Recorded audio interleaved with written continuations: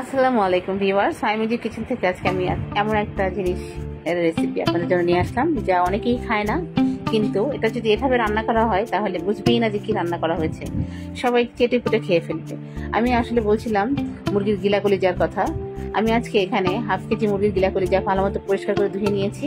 ধুয়ে এটা ভালো মতো সিদ্ধ করে নিয়েছি আমি একদম প্রায় 20 মিনিটের মতো ভালো মতো সিদ্ধ করে নিয়েছি। এটা যদি এইভাবে রান্না করা হয় সিদ্ধ করে, তাহলে তার কোনো রকমই গন্ধ বা অন্যরকম কোনো থাকবে না, এত টেস্টি হয় খেতে এটা। তারপরে এটা সিদ্ধ করে পানি ঝরিয়ে নিয়েছি। তারপরে চুলায় একটা কড়াই বসিয়ে তাতে দিয়ে দিয়েছি প্রথমে কিছু আস্ত গরম মশলা, দারচিনি, এলাচ, তেজপাতা, লবঙ্গ দিয়ে একটু তেলের সাথে ভেজে নিয়েছি, কারণ তাহলে গরম মশলার ফ্লেভারটা তেলের সাথে বের হয়। এরপরে দিয়ে দিয়েছি কিছু পেঁয়াজ কুচি, তার মধ্যে দিয়ে দিয়েছি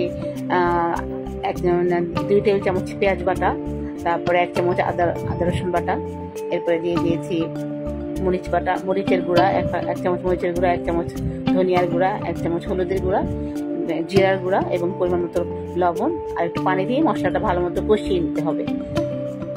মশলাটা ভালো মতো কষিয়ে নিয়ে তার মধ্যে আমি যে সিদ্ধ করে রেখেছিলাম গিলা কলিজাটা, সিদ্ধ করে ভালো মতো পানি দিয়ে পরিষ্কার করে ধুয়ে নিতে হবে। এরপরে ওই কলিজাটাই আমি মশলার মধ্যে দিয়ে ভালো মতো এটা কষিয়ে নিব।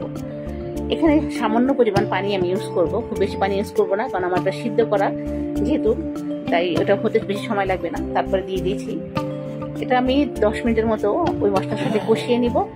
এরপরে দিয়ে দিব আরো কিছু পেঁয়াজ কুচি, কারণ এই পেঁয়াজটা এভাবে যদি পেঁয়াজটা পরে দেওয়া হয় তাহলে স্বাদটা আরো বেশি মজা হয়। এরপরে দিয়ে দিয়েছি আরো প্রায় 1 কাপের মতো পেঁয়াজ কুচি আর একটা কাঁচামরিচ। এভাবে আমি চুলার আঁচটা একদম কমিয়ে রেখে আস্তে আস্তে অল্প জালে এই গিলা কলিজাগুলা খুব সুন্দর করে আস্তে আস্তে জালে ভেজে নিব। এভাবে যদি গিলা কলিজা রান্না করা হয় তাহলে এটা রুটি, পরোটা, ভাত যে কোনো কিছুর সাথে খুব মজা করে খাওয়া যাবে। সবশেষে আমি দিয়ে দিয়েছি 1 চামচ গরম মশলা গুঁড়া, এবং সেটা দিয়েও আমি এখানে চুলার আঁচটা একদম কমিয়ে আস্তে আস্তে করে ভাজা ভাজা করবো আমি গিলা কলিজাগুলা। প্রায় 10 মিনিটের মতো আমি এটা ভেজে নিলাম। হয়ে গেছে আমার মজার গিলা কলিজা ভুনা। আপনাদের যদি ভালো লাগে তাহলে আপনারা বাসায় ট্রাই করতে পারেন। আর এতক্ষণ আমার সাথে থাকার জন্য অনেক ধন্যবাদ। আসসালামু আলাইকুম।